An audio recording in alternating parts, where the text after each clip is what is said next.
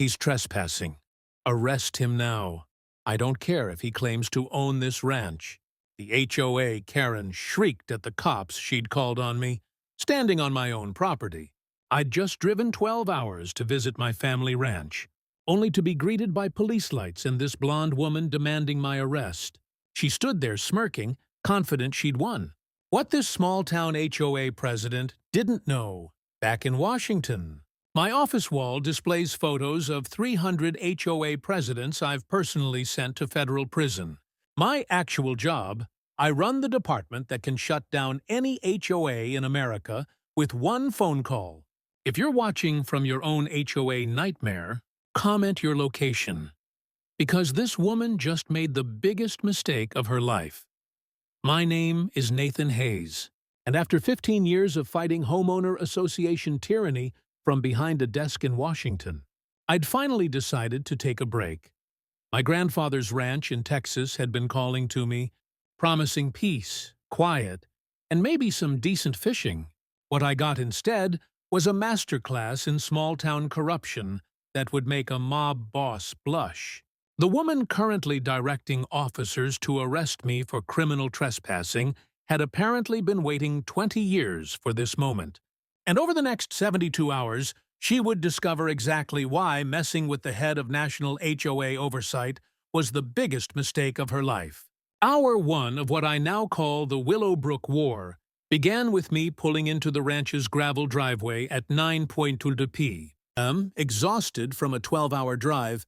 The moment my truck's headlights swept across the wooden fence my grandfather had built with his own hands, I felt the tension drain from my shoulders. 3 months of dealing with a particularly nasty HOA scandal in Portland had left me running on fumes. All I wanted was to collapse in the old farmhouse, maybe grab a beer from the fridge if the power was still on, and sleep for about 16 hours straight. The universe apparently had other plans. The patrol car's siren shattered the evening quiet before I could even grab my duffel bag. 2 officers approached with the kind of cautious intensity usually reserved for armed suspects, not tired government employees returning to their childhood homes. "Sir, we received a report of suspicious activity and potential breaking and entering," the younger officer said, his flashlight doing another sweep across my face. I kept my hands visible, having dealt with enough law enforcement over the years to know that cooperation went a long way. "Officers, I think there's been a misunderstanding. This is my family's property. I'm Nathan Hayes, and I can show you the deed if you'll let me reach for my phone." That's when Margaret Williams made her grand entrance, power-walking across the lawn in what had to be her official HOA business pantsuit. Even in the dark, I could see the gleam of satisfaction in her eyes. "Officers, thank you for responding so quickly. As I mentioned on the phone, this man is trespassing on HOA-controlled property. We have strict regulations about access after dark, and I've never seen him before in my 15 years as president." She turned to me with the kind of smile a snake might give a mouse. "I'm sure you understand that we have to protect our community from strangers." The older officer, whose nameplate read Rodriguez, shifted uncomfortably. "Ma'am, he says this is his property, sir. Do you have any proof of ownership?" I slowly reached for my phone, pulling up the digital copies of the deed I always kept handy. Professional habit, really. When you spend your career untangling property disputes, you learn to document everything. "Officer Rodriguez, you'll see here that the Hayes family has owned this land since 1947. My grandfather, William Hayes, purchased it after returning from the war." Rodriguez examined the documents, his expression shifting from suspicious. "This all appears to be in order, Mr. Hayes." "I apologize for the confusion." He turned to Margaret, whose smile had frozen into something resembling a wax museum exhibit. "Ma'am, this gentleman has every right to be here. This property isn't part of the HOA jurisdiction." But Margaret wasn't done. She stepped closer, and I caught a whiff of expensive perfume mixed with barely contained rage. "Officer, I think you should know that there have been some questions about the legitimacy of the Hayes property claims. Just last month, we discovered discrepancies in the boundary surveys, Perhaps Mr. Hayes here doesn't realize he's actually on HOA common area. Rodriguez looked between us, clearly wanting to be anywhere else. Ma'am, that's a civil matter. Without a court order or clear evidence of criminal trespass, we can't take any action. He tipped his hat to me. Welcome home, Mr. Hayes. Have a good evening. As the patrol cars pulled away, leaving Margaret and me in the sudden darkness, she moved closer. The friendly HOA president mask had slipped completely, revealing something far uglier underneath. 20 years ago, your father destroyed my life, she hissed, her voice low enough that only I could hear. My family was going to build a resort here, turn this worthless dirt into something special. But William Hayes had to play hero, had to rally the county commissioners against us. My father lost everything, his business, his reputation, his will to live. She stepped back, the fake smile returning. Now it's your turn, Mr. Hayes. You have 72 hours to reconsider your presence here. After that, well, HOA regulations can be quite comprehensive. As she walked away, her heels clicking against the gravel like a countdown timer, I finally understood why my grandfather had warned me about the new people in his last letter. This wasn't just about property lines or HOA overreach. This was personal, generational, and about to get very, very messy. I pulled out my phone and made a quick note.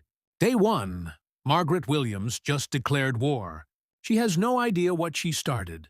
Because if there's one thing I've learned in my career, it's that HOA presidents drunk on power always make the same mistake. They assume their target is just another helpless homeowner.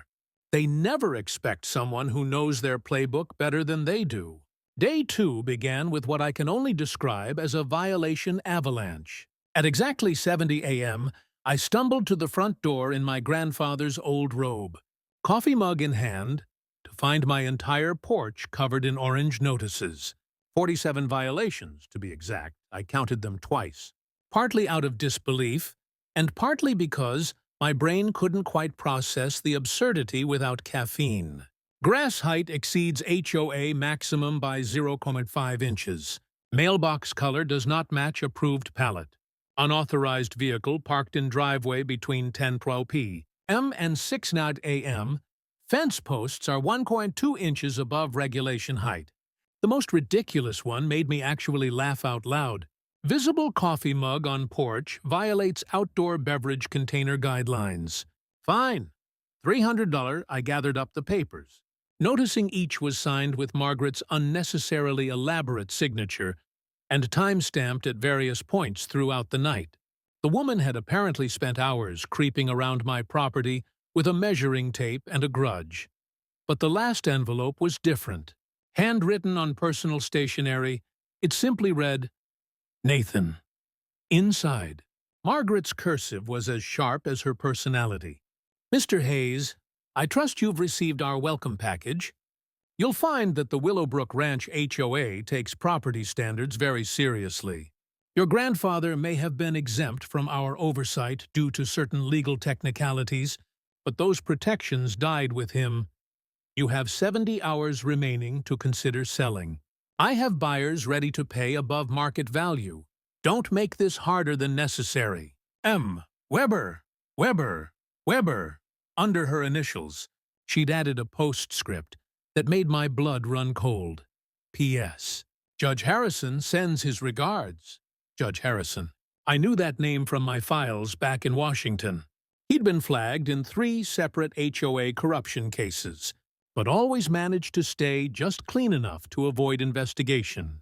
If Margaret had him in her pocket, this was bigger than a personal vendetta.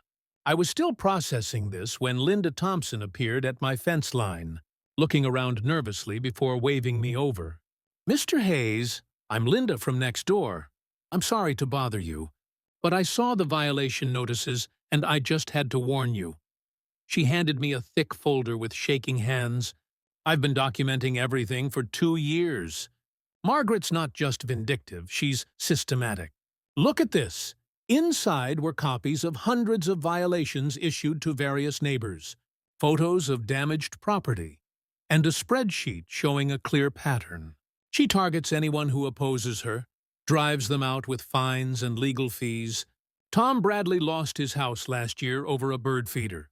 A bird feeder? He'd lived here for 30 years. Linda's voice dropped to a whisper. And it's not just the fines. Things happen. Pets go missing. Gardens die overnight. Cars get vandalized. But somehow there's never any proof. I thanked Linda and spent the next 3 hours reviewing her documentation while fielding angry texts from my boss in Washington. Apparently, Margaret had already filed a formal complaint with my department. Claiming I was using my position to intimidate a local HOA, the irony was almost beautiful. Here I was, trying to take a vacation, and she'd essentially forced me to investigate her. My phone buzzed with another text. This one from an unknown number. Saw you talking to the Thompson woman. Nosy neighbors tend to have accidents. 46 hours left. That afternoon, I decided to test Margaret's boundaries. I grabbed a tape measure and headed to my supposedly illegal mailbox, making sure to be as visible as possible. Sure enough, within minutes, a golf cart came zipping down the road. Margaret emerged, wearing what I can only describe as her battle outfit. Pressed khakis, HOA logo polo, and a visor that probably cost more than most people's car payments. Mr. Hayes, I see you're addressing the violations. How wonderful, though. I should mention that any modifications require approval from the Architectural Committee. The next meeting is in 6 weeks. I straightened up, channeling 15 years of dealing with petty tyrants. Actually, Margaret, I was just confirming that my mailbox is exactly regulation height. Funny thing about measuring tapes, they tend to give different readings depending on who's holding them. Her smile tightened. Are you implying I falsified violations? I'm not implying anything. I'm stating that your measurements are incorrect. I'm also wondering how you managed to measure my grass at 2:02 a.m. according to this timestamp. Must have been tough to see in the dark. She stepped closer, lowering her voice. You think you're clever, don't you? Just like your father. He thought he was clever, too, right until the end. Something in her tone made me pause. What exactly are you saying about my father? Her laugh was sharp and bitter. Oh, you don't know? Your precious daddy died of a heart attack right after our last big confrontation. The stress of fighting the inevitable, I suppose. Weak hearts run in your family, Nathan. You should be careful. The casual cruelty of it hit me like a physical blow. My father had died suddenly 5 years ago, and we'd all assumed it was natural causes. But the timing, I forced myself to remain calm, even as rage built in my chest. Margaret, I'm going to give you one chance to back off, stop the harassment, cancel these bogus violations, and we can coexist peacefully. Otherwise, I'll be forced to do what I do best, she laughed again, heading back to her golf cart. And what's that? Run crying to your government friends? Judge Harrison is looking forward to your lawsuit. He does so enjoy teaching outsiders about Texas justice. As she drove away, I realized 2 things. First, this went deeper than I'd thought. And second, Margaret Williams had just made a fatal error. She'd threatened my family, revealed her judicial connection, and confirmed she was dirty in HOA warfare. That's called showing your hand too early. I pulled out my phone and started making calls. If she wanted to play by HOA rules, I'd show her exactly why they called me the closer back in Washington. The 44 hours remaining on her ultimatum would be the longest of her life. Hour 48 arrived with the kind of morning that makes you understand why people write poems about Texas sunrises. I should have been enjoying it from my porch with coffee and peace. Instead, I was staring at the destroyed remains of my grandmother's rose garden while a sheriff's deputy took photos. The bushes hadn't just died, they'd been chemically murdered, the soil around them black and reeking of industrial herbicide. But it was the precision of the destruction that told me everything. Only the heritage roses were dead. The newer plants I'd added last summer remained untouched. Mr. Hayes, I understand you're upset, but without evidence linking this to a specific person. It's vandalism by person unknown. Deputy Chin explained, clearly uncomfortable. I can file a report for your insurance. I nodded, not trusting myself to speak yet. The roses had been my grandmother's pride, cultivated from cuttings her mother brought from Ireland. Margaret had done her homework, known exactly where to strike for maximum emotional damage. What she didn't know was that I had installed security cameras 3 hours after her threat. High definition, night vision enabled, and uploading directly to a cloud server. Back inside, I pulled up the footage on my laptop, my hands shaking slightly with suppressed rage. There it was, clear as day at 3:17 a.m. Robert Williams, Margaret's husband, skulking across my property with a spray tank. But the audio was what sealed it. Margaret's voice, tinny through his phone speaker. Remember, just the old roses. And Robert, make sure you're wearing the shoes I left out. They're 2 sizes bigger than yours, the calculation of it. The premeditation made my stomach turn. This wasn't just HOA harassment anymore. This was targeted psychological warfare. I made copies of everything, then sat in my grandfather's old leather chair to think. The familiar smell of pipe tobacco and wood polish helped center me as I considered my options. I could take this to the police, but Deputy Chin had already shown me how that would go. Local law enforcement clearly didn't want to cross Margaret or Judge Harrison. I could file a civil suit, but that would take months and play right into their hands, or I could do what I did best, use their own rules against them. My phone rang, interrupting my planning. It was Elena Martinez, a lawyer I'd worked with on several cases. Nathan, I got your message. Please tell me you're not taking on a local HOA during your vacation. Her voice carried the fond exasperation of someone who'd seen me tilt at windmills before. Elena, they poisoned my grandmother's roses. This just became personal. I could hear her sigh through the phone. All right, send me everything. But Nathan, be careful. Small-town politics can be nastier than anything we deal with at the federal level. These people protect their own. I spent the next hour uploading documents to Elena while trying to ignore the gaping hole in the garden visible from the window. That's when Dorothy Kim appeared at my back door, carrying a covered casserole dish and wearing an expression of determined sympathy. Mr. Hayes, I brought you some lunch. Figured you might not feel like cooking after. Well, she gestured toward the murdered roses. Margaret's getting bolder, usually. She waits at least a week before the major attack. I invited her in, grateful for both the food and the company. Dorothy had lived in Willowbrook Ranch for 30 years, predating Margaret's regime by a decade. Your grandmother and I used to trade rose cuttings, she said, settling into the kitchen chair like she belonged there. She gave me starts from those Irish beauties. They're thriving in my greenhouse, if you'd like some back. The kindness of it nearly broke me. Thank you, Dorothy. That means more than you know. She patted my hand with her weathered one. That's what neighbors do, dear. The real ones, anyway. Not like that Williams woman and her collection of flying monkeys. Tell me about Judge Harrison, I said, pouring her tea from the pot I'd just made. Dorothy's face darkened. Randall Harrison owns half the commercial real estate in the county. He and Margaret have a cozy arrangement. She drives down property values with her harassment. His shell companies buy them up cheap. Then they flip them for resort development. Your family's ranch is the crown jewel they've been after. 60 acres of prime land with highway access, and those natural springs worth millions to the right developer. The picture was becoming clearer. This wasn't just about revenge for Margaret's failed resort 20 years ago. This was an ongoing criminal enterprise disguised as HOA enforcement. Dorothy, would you be willing to go on record with this information? She smiled, but it didn't reach her eyes. At my age, what can they do to me that time won't do worse? Yes, I'll testify, but you'll need more than one old woman's word against Judge Harrison. After Dorothy left, I returned to my security footage, this time going back further. What I found made my blood run cold over the past week. There had been multiple instances of trespassing.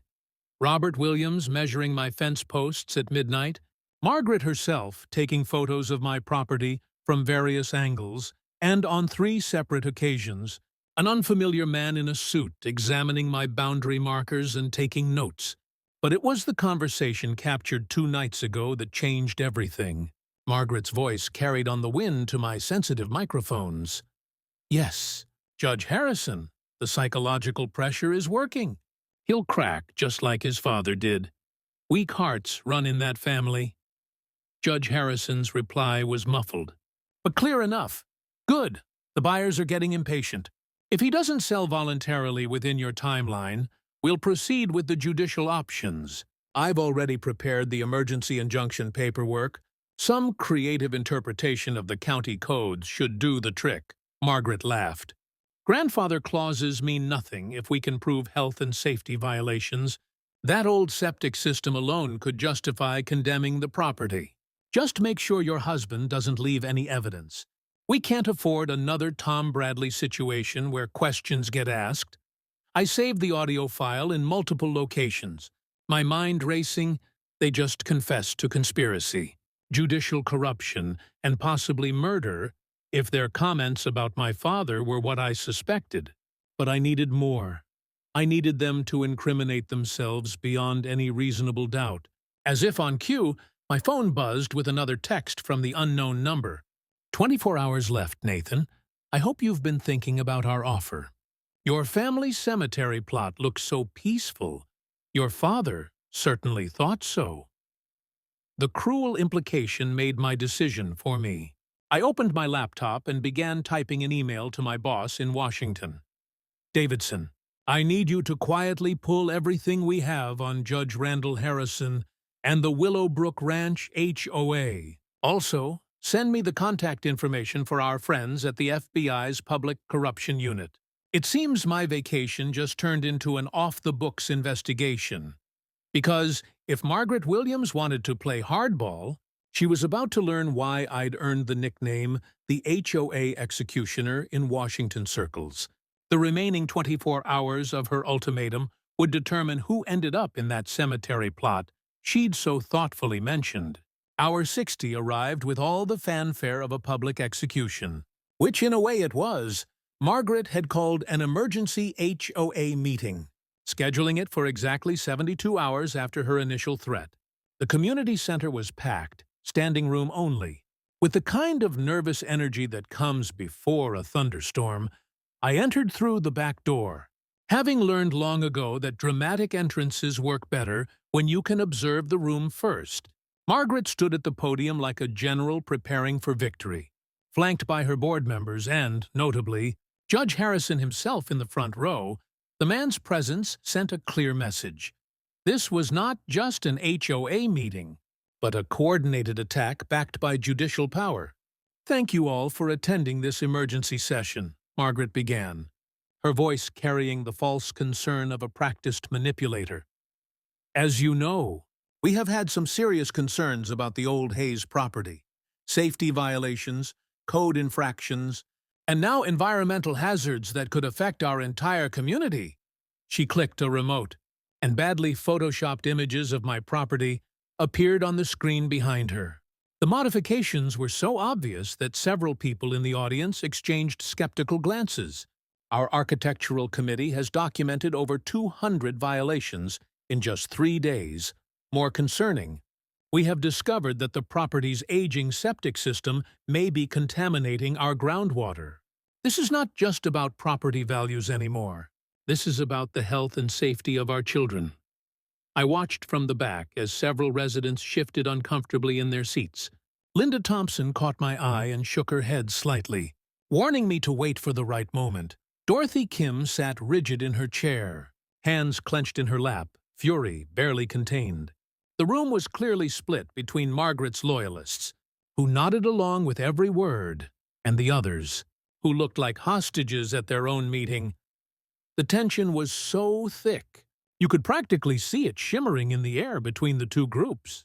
I noticed several people recording with their phones despite the no recording signs Margaret had hastily posted. Furthermore, Margaret continued, building to her crescendo, Mr. Nathan Hayes has refused to cooperate with our reasonable requests for remediation. He has threatened board members, intimidated neighbors, and used his government position to harass our peaceful community. We cannot allow one individual to destroy what we have all worked so hard to build. That was my cue. I stepped forward, letting my footsteps echo in the sudden silence. Every head in the room turned to watch me walk down the center aisle. Interesting presentation, Margaret. Though I notice you forgot to mention the part where you poisoned my grandmother's rose garden. Or would you prefer we discuss the 3 ordure? Trespassing your husband committed? The room erupted in whispers and shocked exclamations. Margaret's smile never wavered, but I saw her hand tighten on the podium until her knuckles went white. Mr. Hayes, you are out of order. This is a closed session for HOA members only. I must ask you to leave immediately, or I will have security escort you out, I smiled, producing a folder from my jacket with theatrical slowness. Actually, according to your own bylaws, any property owner may attend and speak at emergency sessions. Section 12, paragraph 4. You should know this, Margaret, having written them yourself, unless you would like to admit to violating your own governing documents. Judge Harrison stood up, his presence immediately commanding attention. The man radiated authority and barely contained anger. Young man, I suggest you sit down before you make this worse for yourself. The HOA has legitimate concerns about your property, and your aggressive behavior only proves their point. I have reviewed the violations personally, and I can assure everyone here that they are both valid and concerning. I turned to face him, keeping my expression neutral despite the rage boiling in my chest. This was the man who had possibly helped murder my father. Judge Harrison, how interesting that you are here. Tell me, do you attend all HOA meetings, or just the ones where you have a financial interest in the outcome? The room went dead silent. You could have heard a pin drop. Harrison's face flushed red. But before he could respond, Margaret intervened. Enough of this disruption. I motion to vote on emergency action against the Hayes property, including immediate liens for all outstanding violations and a recommendation for county condemnation proceedings. Several board members seconded the motion with suspicious speed. Clearly rehearsed, but I was not done. Not even close. Before you vote, there is something everyone should see. I pulled out my phone and connected it to the room's audio system, a feature I had tested earlier while the room was empty. The recording played crystal clear. Margaret and Harrison discussing their plans, admitting to the conspiracy, joking about my father's death. The room exploded into chaos. People jumped to their feet, shouting questions and accusations. Margaret's face had gone from confident to ash-white in seconds. That is fabricated. He is using his government resources to create fake evidence.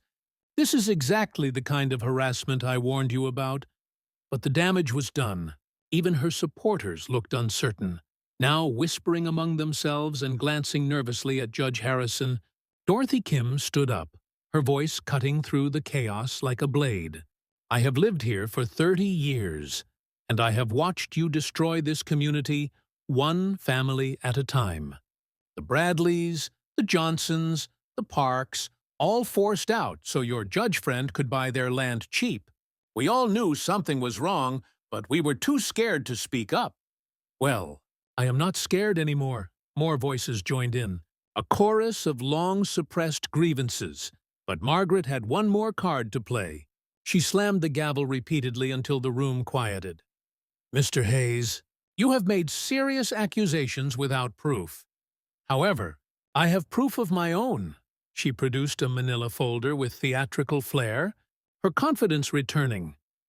This is a Lion document signed and notarized, showing that William Hayes borrowed $50,000 from the HOA Reserve Fund in 2003. That debt, with interest and penalties, now exceeds $300,000. As you can see, the signature is authenticated. The notary seal is genuine, and the document predates Mr. Hayes's death. According to state law, this debt transfers to his heir, Nathan Hayes owes this HOA $300,000. Due immediately. The silence that followed was deafening. This was her masterstroke, her killing blow. She passed copies around the room, and I could see people's expressions changing from sympathy to suspicion. I took one of the copies, examining it carefully while my mind raced.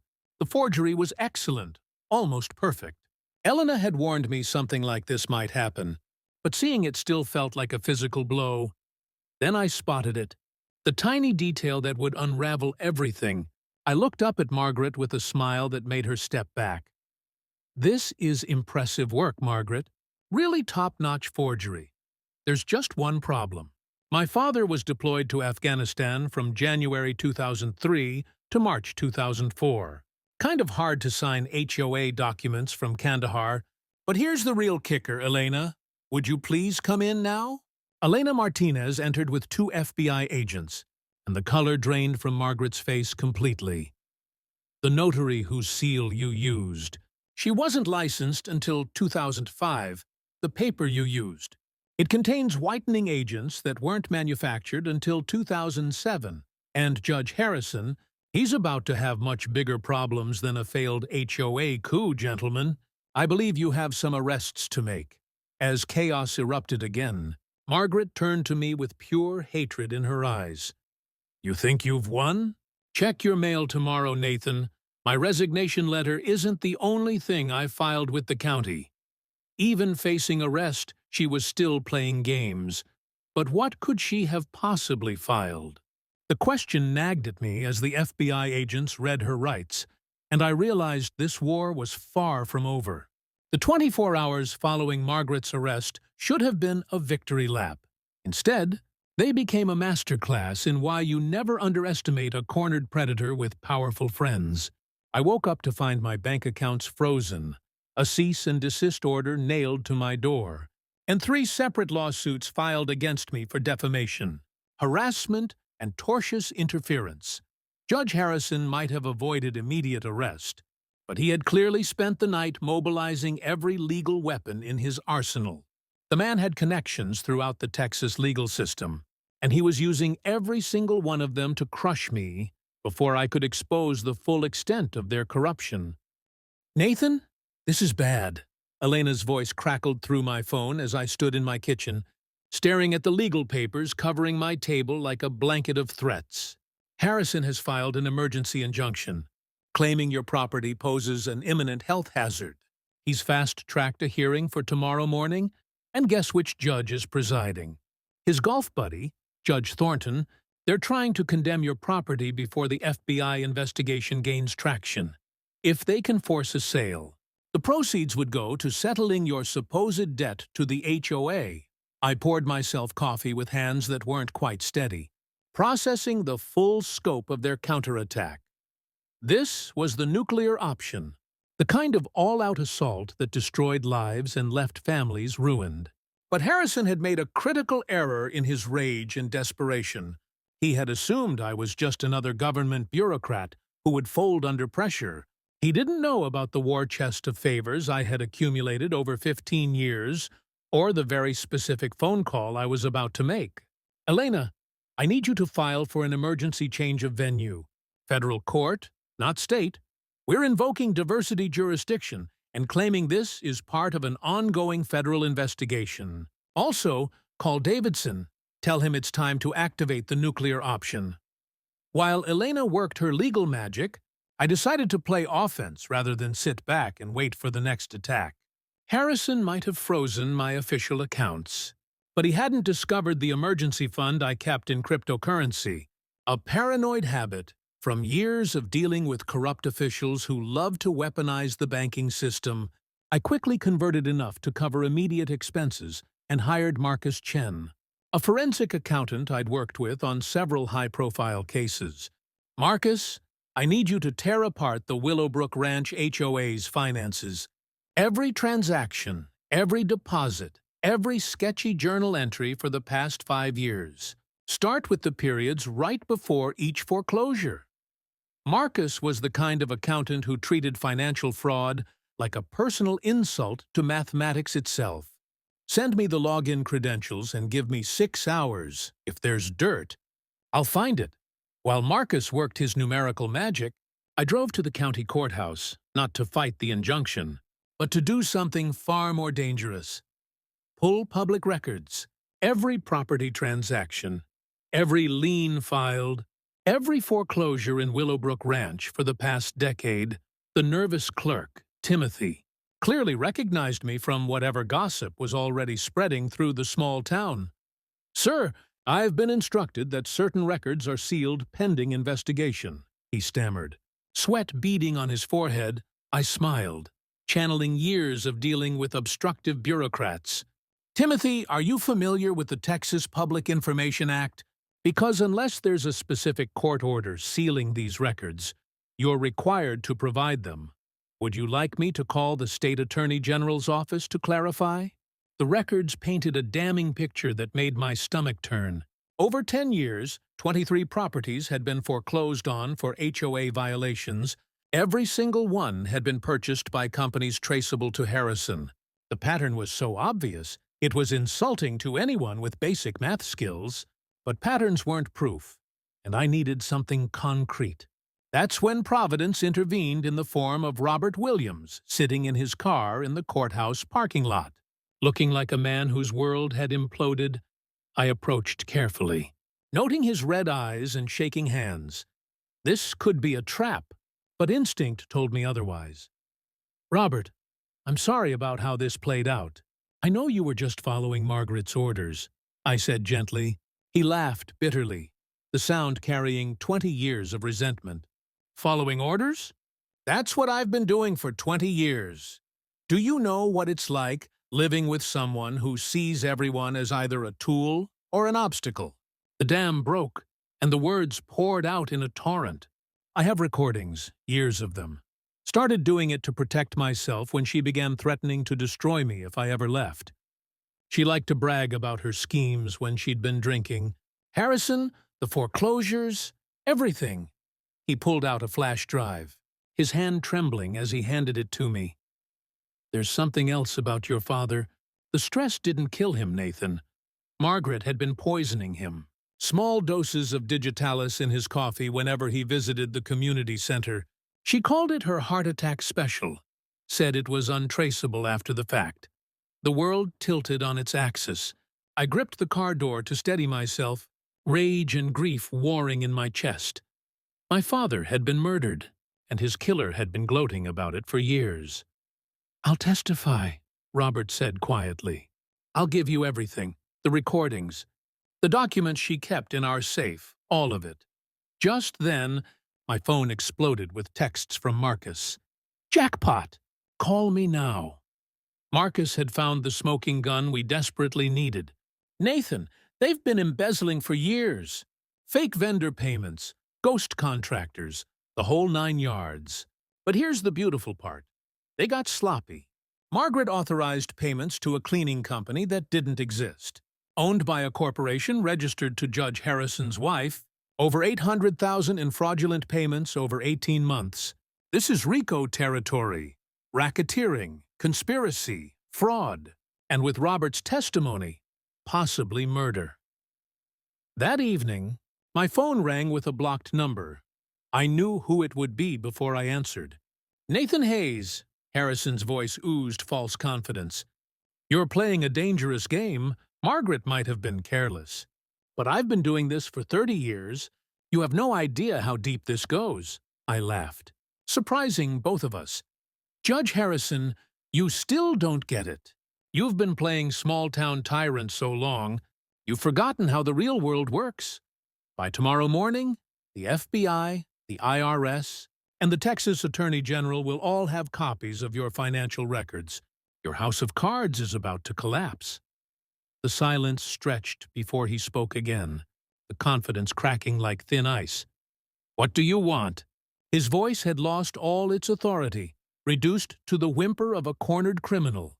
"Justice for my father, prison time for everyone involved, and every family you destroyed made whole again. That's non-negotiable." I hung up before he could respond, then immediately called Elena. "We have them." Robert turned state's evidence. and Marcus found financial crimes that make Enron look subtle. How fast can you get this to the FBI? As I sat on my porch that night, I felt my father's presence strongly. Tomorrow would bring the final battle. But tonight, for the first time since this started, I knew we would win. The empire they had built on cruelty and corruption was about to come crashing down, and I would be there to watch every brick fall. The federal courthouse in Austin stood like a fortress of justice against the morning sky, its limestone columns glowing in the early sunlight. I adjusted my tie one final time before entering, flanked by Elena and two FBI agents who had become my constant shadows. The security checkpoint buzzed with unusual activity. Apparently, our little drama had attracted media attention from across Texas. Small-town HOA corruption exposed made for irresistible headlines, especially when it involved a federal investigation and potential murder charges. The courtroom was packed beyond capacity. With overflow crowds watching on monitors in adjacent rooms, I spotted Dorothy Kim in the gallery, wearing her Sunday best and giving me an encouraging nod. "All rise for the Honorable Judge Patricia Reeves," the bailiff announced, and I felt a wave of relief wash over me. Reeves had a reputation for being incorruptible and having zero tolerance for judicial misconduct. Harrison's influence definitely didn't extend to her courtroom. As we took our seats, I noticed Margaret being led in through a side door, orange jumpsuit replacing her HOA power suits. She looked smaller somehow, diminished without her carefully constructed authority. Her eyes found mine across the room, and for a moment, I saw not the tyrant who had terrorized a community, but a bitter woman consumed by generational hatred. The transformation was striking, and somehow deeply satisfying. Elena rose to present our case, her voice clear and confident as steel. "Your Honor, what began as a simple property dispute has revealed a complex web of corruption extending through multiple levels of local government. We have evidence of embezzlement, racketeering, judicial corruption, and potentially murder. The defendants used the Willowbrook Ranch HOA as a criminal enterprise to illegally seize property and enrich themselves at the expense of law-abiding citizens." She clicked a remote, and the courtroom screens filled with damning financial records. Over the past decade, the HOA collected over $3 million in fines and fees, of which approximately 40% cannot be accounted for through legitimate expenses. This money was systematically diverted to shell companies owned by Judge Harrison and his associates.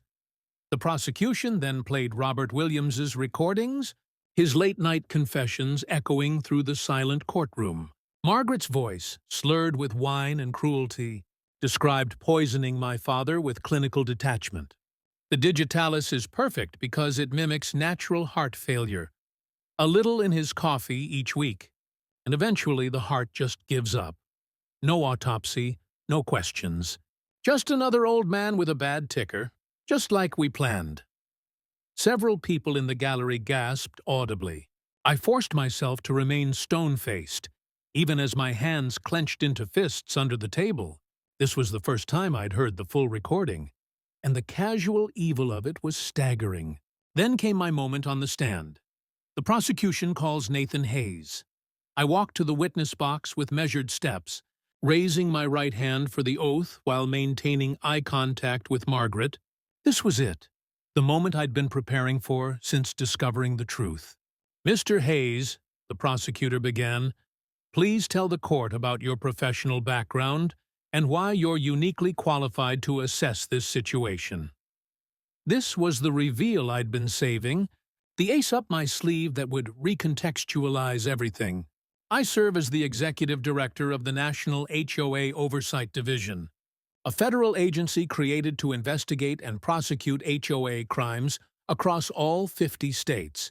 In my 15-year career, I've successfully prosecuted over 200 cases of HOA corruption.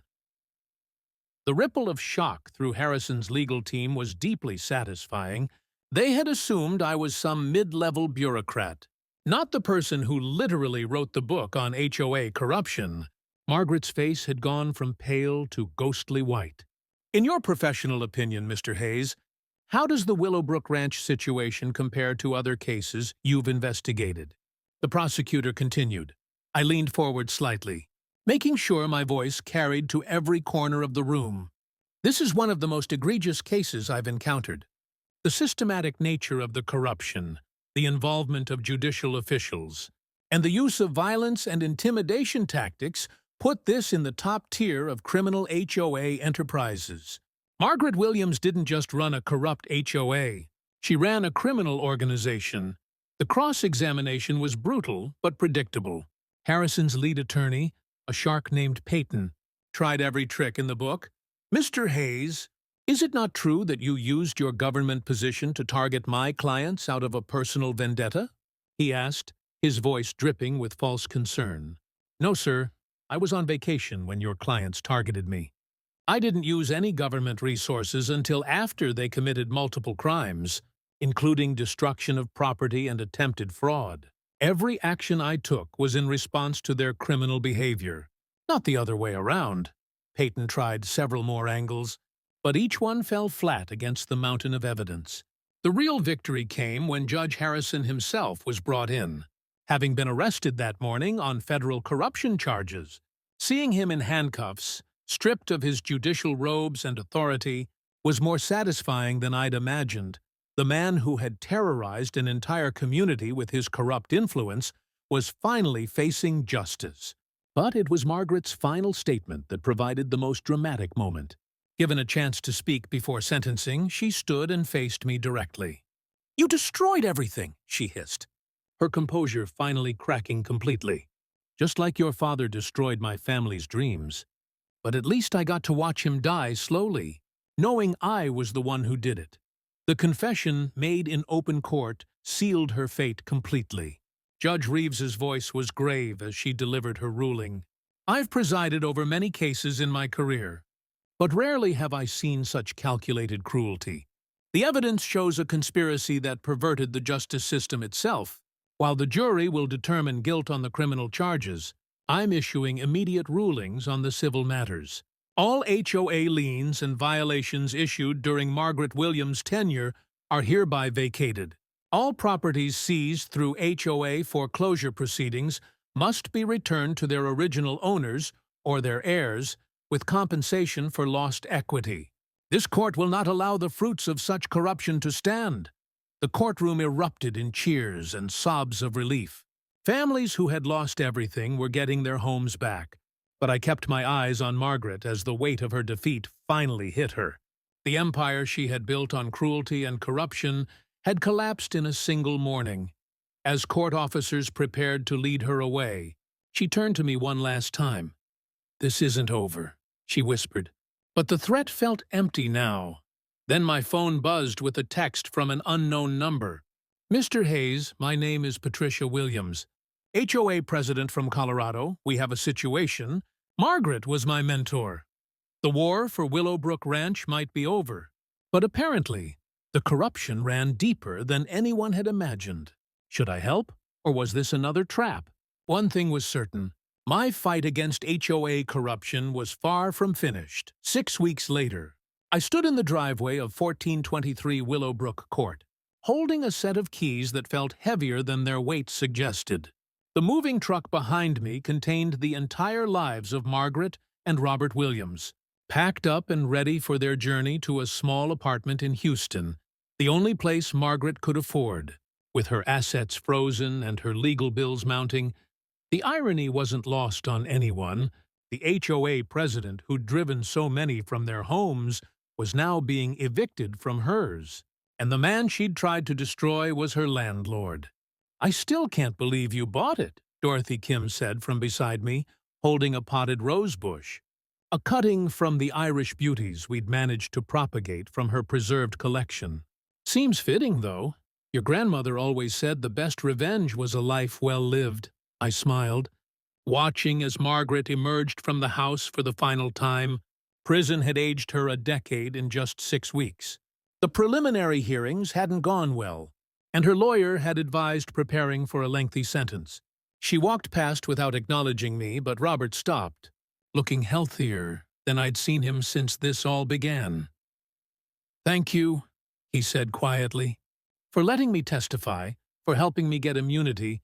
I know I don't deserve forgiveness, but I'm trying to make things right." He'd already begun working with the FBI to unravel other HOA corruption schemes, his insider knowledge proving invaluable. "Everyone deserves a second chance, Robert. Use yours well." As their car pulled away, followed by the moving truck, neighbors began emerging from houses like survivors after a storm. The transformation in Willowbrook Ranch over the past 6 weeks had been remarkable. Without Margaret's iron fist, the community had flourished. Garden gnomes appeared in yards, children's chalk art decorated driveways, and Tom Bradley had installed not 1 but 3 bird feeders in defiant celebration. "So, what are you going to do with the house?" Linda Thompson asked, joining our growing gathering. I looked at the perfectly manicured structure that had been Margaret's fortress of control. "I'm thinking of turning it into a community center, a place for legal clinics, HOA education workshops, maybe a library of resources for homeowners dealing with board abuse. What do you all think?" The enthusiastic response answered my question. Within minutes, people were volunteering to help with renovations, suggesting programs, and sharing ideas for making it a true community resource. That evening, I hosted a barbecue in my grandmother's restored garden. The new rose bushes were small but healthy, planted in soil that had been professionally remediated and blessed by Dorothy in what she called an exorcism of negativity. The entire neighborhood showed up, bringing dishes and stories and laughter that hadn't been heard in Willowbrook Ranch for years. Judge Harrison's corruption trial was set to begin next month. With dozens of additional charges added as the investigation expanded, his network of corrupt judges and developers was unraveling across 3 states. All thanks to evidence uncovered in our little Texas drama. As the sun set and the gathering continued under string lights, Elena pulled me aside. "The Attorney General called. They want to expand your department, give you resources to go after these corruption networks nationally. Interested?" I looked around at my neighbors, my friends, laughing and sharing food in a community reborn. "Can I work remotely? I've got a ranch to run and a community center to establish." She laughed. "I think that can be arranged. Besides, something tells me Willowbrook Ranch is going to become a model for HOA reform. Ground zero for the revolution, so to speak." Later that night, I stood alone in what would soon be the Margaret Williams Community Resource Center, holding a photo of my father I'd found while cleaning out the house. He was young, idealistic, standing in front of the very building where he'd fought against corruption decades ago. "We got them, Dad," I whispered to the photo. "We got them all." My phone buzzed with a text from an unknown number. For a moment, my heart raced with old reflexes. But when I opened it, I had to laugh. It was from Patricia Williams, no relation to Margaret, the HOA president from Colorado, who'd reached out weeks ago. "Mr. Hayes, our board voted unanimously to implement your transparency reforms. Also, we're naming our new community garden after your father, though you probably have enough gardens now. Is it true you bought your enemy's house? That's absolutely savage. We stan a petty king. I saved the number, already planning my next visit to Colorado, because Dorothy had been right about the best revenge being a life well lived. But she'd left out the part where that life could also include turning your enemy's stronghold into a beacon of hope for others. As I locked up the house and headed back to the ranch, I could almost hear my grandmother laughing. The boy who'd left to fight HOA corruption in Washington had come home to find it in his own backyard. And in defeating it, he'd found something more valuable than revenge. A community, a purpose, and a future built on justice rather than fear. The war was over. The healing had begun. And somewhere in federal prison, Margaret Williams was learning what it felt like to live under rules she couldn't bend, break, or weaponize. Now that was poetic justice worth savoring.